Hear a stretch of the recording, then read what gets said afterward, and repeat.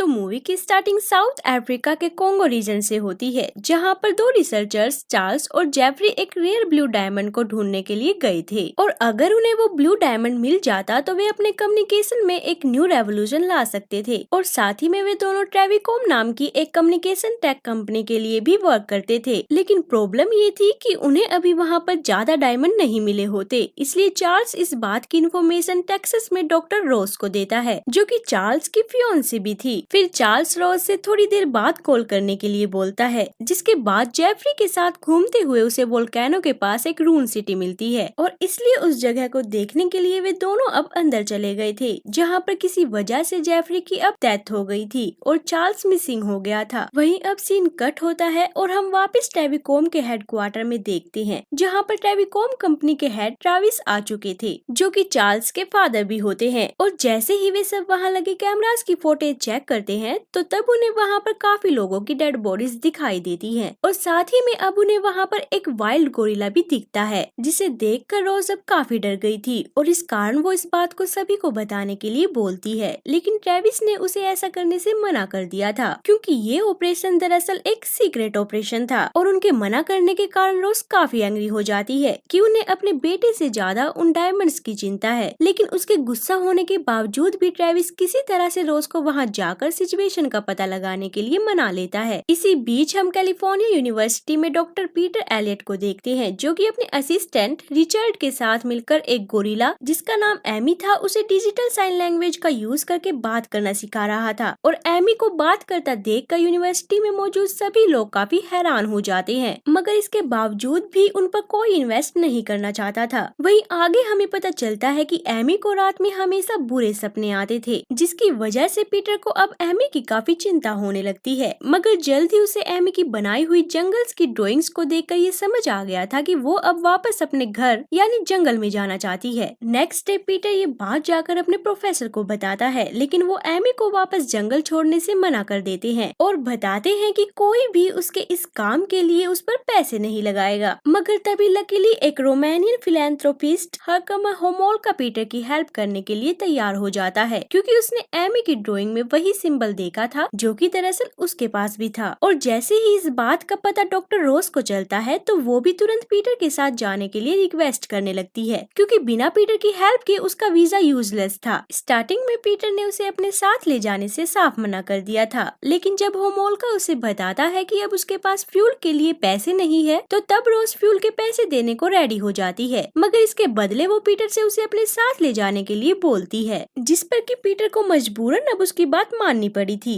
और अब वे सभी कोंगो की ओर निकल गए थे, जिसके दौरान प्लेन में रोज पीटर से पूछती है कि वो एक गोरिल्ला को ही बोलना क्यों सिखा रहा है, जिस पर पीटर उसे कहता है क्योंकि मैं एक टीचर हूँ इसीलिए। और ये कहने के बाद वो रोज से पूछता है कि वो वहाँ पर उनके साथ क्यों जा रही है, जिस पर रोज उसे ज्यादा कुछ नहीं बताती, बस इतना ही बताती है कि वो एक मिसिंग चीज को ढूंढने के लिए जा रही है। जिसके बाद जब वे सब सेंट्रल अफ्रीका पहुँचते हैं तो तब रोज को वहाँ पर एडी वेंट्रो मिलता है, जिसे कि ट्रेविस ने रोज की हेल्प के लिए भेजा था। और जब वे सभी एयरपोर्ट से जा ही रहे थे कि तभी वहाँ पर अफ्रीका के सिविल वॉर के चलते प्रेसिडेंट की कार ब्लास्ट कर दी जाती है, जिसके कारण अब वहाँ पर अफरा तफरी मच गई थी। मगर लकीली कैप्टन मुनरो कैली ने उन सभी को इस सिचुएशन से निकाल लिया था, लेकिन जल्द ही उन सभी को लोकल मिलिट्री अरेस्ट कर लेती है। हालांकि जल्द ही रोज ने उनके कैप्टन को पैसे देकर उन सभी को छुड़ा लिया था। आगे मुनरो सभी को बताता है कि होमोल्का एक बार फिर से जींस की लॉस्ट सिटी को ढूंढने यहाँ आया है। फिर सभी प्लेन से आगे कोंगो की ओर निकलते हैं, लेकिन रास्ते में ही उन पर कुछ सोल्जर्स अटैक करने लगते हैं, इसलिए मुनरो एमी को सुला देता है ताकि वो डरे ना। वहीं रोज अब उन सभी मिसाइल्स को डिस्ट्रॉय करने की कोशिश कर रही थी, मगर वो सिर्फ कुछ ही मिसाइल्स को डिस्ट्रॉय कर पाती है, जिस वजह से आखिर में वे सभी पैराशूट की हेल्प से प्लेन से नीचे कूद जाते हैं और उनके नीचे पहुँचते ही अब उनका प्लेन भी उन मिसाइल्स के कारण ब्लास्ट हो गया था, जिसे देखकर पीटर उन्हें वहाँ से जाने के लिए बोलता है, लेकिन उसके पास कोई और चॉइस न होने के कारण उसे उनके साथ ही आगे बढ़ना पड़ता है। इसी बीच एमी उस जंगल को देखकर काफी खुश हो गई थी, जिसके बाद रात में रुकने के लिए सभी पास ही में वहाँ कैंप लगा लेते हैं। वहीं मुनरो होमोल्का से पूछता है कि रोज यहाँ क्यों आई है, जिस पर होमोल्का उसे कहता है कि इस बारे में उसे कोई आइडिया नहीं है। हालांकि मुनरो को ये जरूर पता था कि होमोल्का वहाँ पर जीन्स के डायमंड्स को ढूंढने आया है। दूसरी तरफ रोज अब अपने हेडक्वार्टर में कम्युनिकेट कर रही थी, जहाँ वो उन्हें बताती है कि वो चार्ल्स की लोकेशन पर पहुँच चुकी चुकी है, लेकिन उसे वहाँ पर चार्ल्स कहीं नहीं दिख रहा, जिस पर ट्रेविस रॉस को वार्न करते हुए कहता है कि उसे अपना वर्क जल्दी कंप्लीट करना होगा, क्योंकि वहाँ पर जल्दी वोल्केनो एक्सप्लोड होने वाला था। और इससे पहले कि वो रॉस से कुछ और बात कर पाते,